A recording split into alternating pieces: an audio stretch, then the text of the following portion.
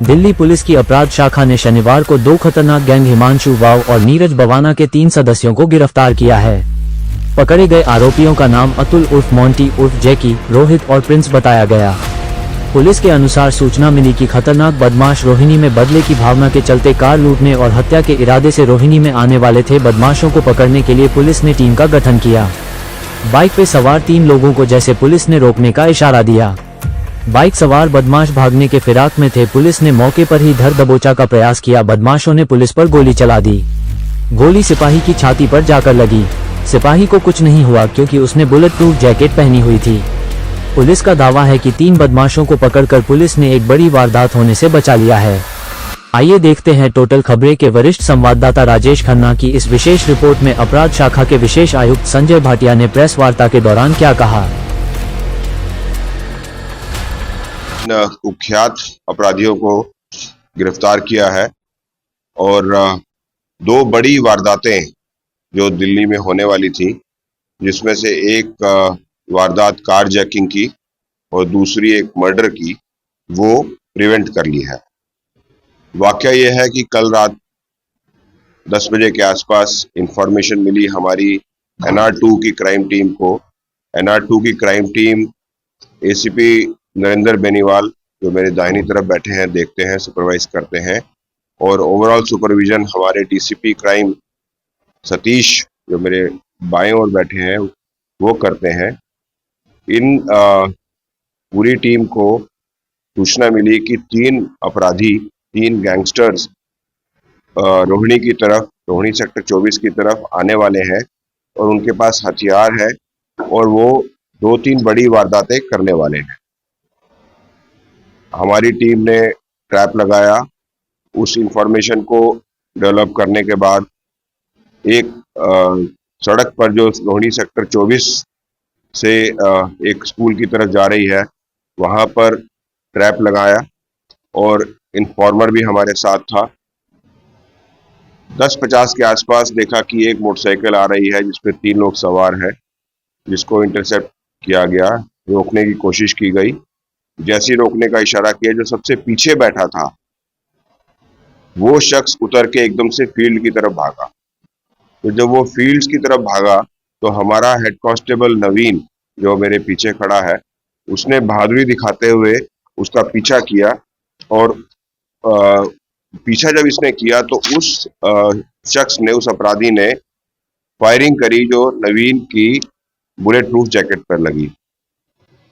वापसी में प्रोटेक्शन अपना करते हुए नवीन ने भी फायर किया, तो जो शख्स था उसके पांव पर, घुटने पर गोली लगी और बाद में पता चला उसका फ्रैक्चर भी हुआ है।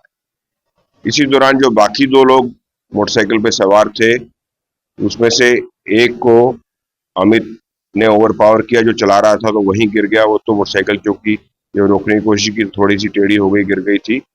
और दूसरा जो हमारा एक और जो बीच में बैठा हुआ था, पिलियन राइडर, उसको हमारे कांस्टेबल किशन ने ओवरपावर कर लिया और ओवरपावर करके उसको भी पकड़ लिया।